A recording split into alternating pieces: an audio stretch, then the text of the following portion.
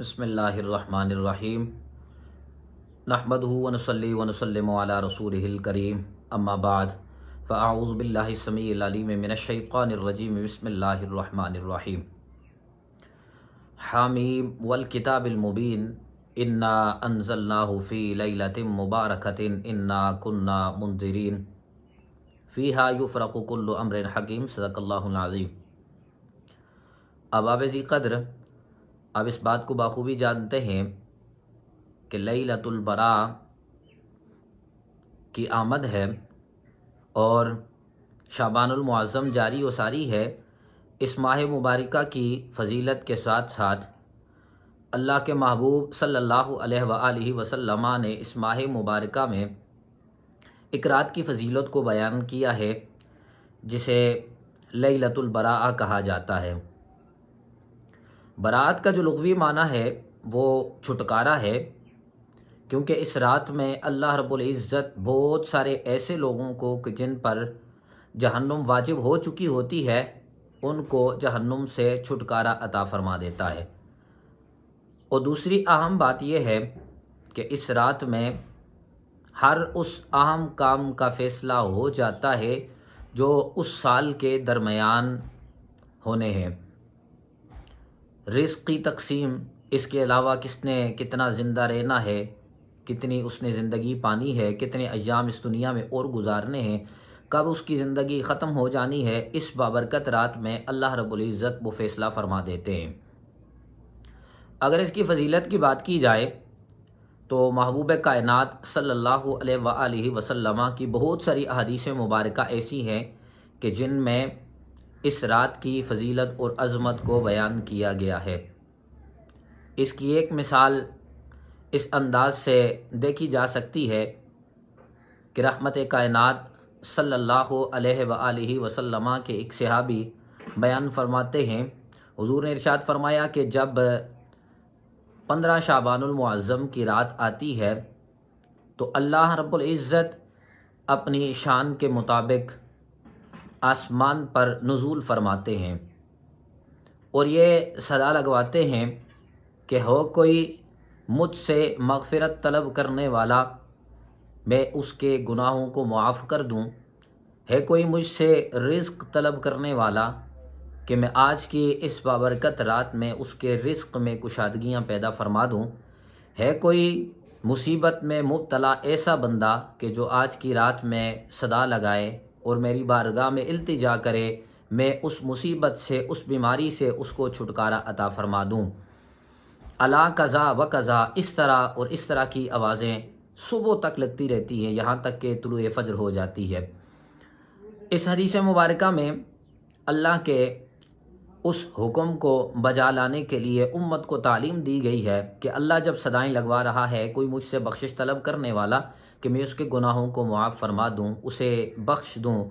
گناہوں سے چھٹکارا اسے عطا فرما دوں، ہے کوئی رزق میں کشادگی طلب کرنے والا جو رزق کی وجہ سے پریشان ہے، میں آج کی اس بابرکت رات میں اس کو رزق عطا کر دوں، یا ایسا کوئی مصیبت میں مبتلا ہے، کوئی بھی مصیبت ہے، کوئی بھی بیماری ہے، کوئی بندہ ایسا ہے جو آج کی رات میں میری بارگاہ میں آ جائے اور میں اس کو اس سے چھٹکارا عطا فرما دوں۔ یقین جانیے اللہ کے محبوب صلی اللہ علیہ وآلہ وسلم کی باتوں میں کوئی بھی شک نہیں کیا جا سکتا ہے، وہ وہی بات ہوتی ہے جو اللہ کی منشا اور چاہت ہوتی ہے، اور اللہ جب اپنی بات کہلوانا چاہتا ہے تو اس میں زبان مصطفیٰ کریم صلی اللہ علیہ وآلہ وسلم کی استعمال ہوتی ہے۔ تو اس حدیث مبارکہ کی روح سے آپ دیکھ سکتے ہیں کہ اس رات میں اللہ اپنے بندوں کو بخشنا چاہتا ہے، اللہ اپنے بندوں کے رزق میں کشادگی کرنا چاہتا ہے،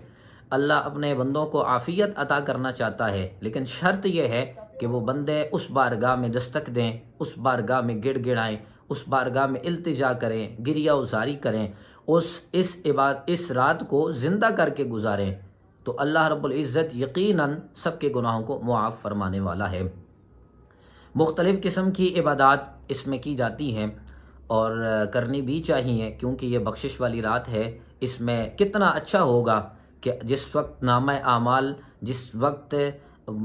فیہا یفرق کل امر حکیم کے معاملات چل رہے ہوں، ہر اہم کام کا فیصلہ ہو رہا ہو، اور اس وقت آپ کا سر اللہ کی بارگاہ میں جھکا ہوا ہو،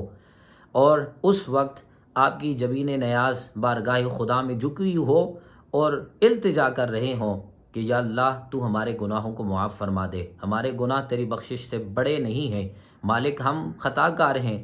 سیاہ کار ہیں تو تیرے بندے تیری رحمت کے طلبگار ہیں۔ آج کی اس بابرکت رات میں تیرے محبوب کا وسیلہ پیش کرتے ہوئے تیری بارگاہ میں التجا کرتے ہیں، ہمارے گناہوں کو معاف فرما، یقیناً عرش کا خالق گناہوں کو معاف فرمانے والا ہے۔ اور اس کے ساتھ ساتھ جو دوسری عبادت کی جاتی ہے، اور حدیث مبارک اسی حدیث میں اس کے لفظ بھی موجود ہیں، فقوموا لیلہا وصوموا نہارہا، تم اس کی رات میں قیام کرو اور دن میں روزہ رکھو۔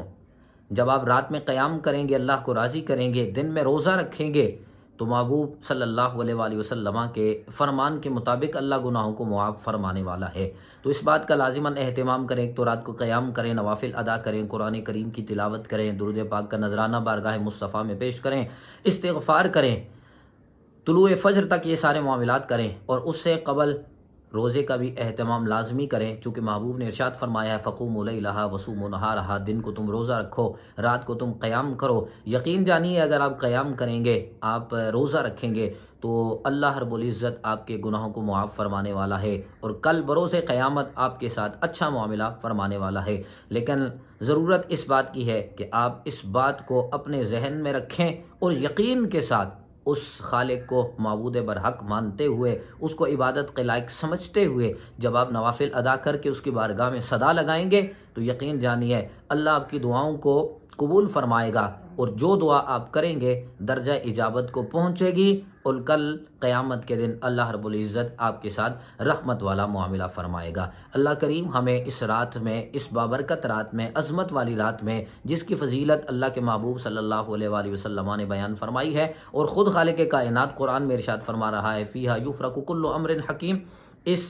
بابرکت رات میں ہر اہم کام کا فیصلہ ہو جانا ہے۔ جب اہم کام کے فیصلہ جات ہو رہے ہوں، اس وقت ہم عبادت میں مشغول ہوں، کیا پتہ اگلی شب برات کس کو نصیب ہوتی ہے، کس کو نصیب نہیں ہوتی ہے، لیکن اس اہتمام کے ساتھ، اچھی نیت کے ساتھ، اچھے ارادے کے ساتھ، خلوص دل کے ساتھ بارگاہ خدا میں عبادات کو بجا لائیں، یقیناً اللہ عبادات کو قبول کرنے والا ہے اور سب کے گناہوں کو معاف فرمانے والا ہے۔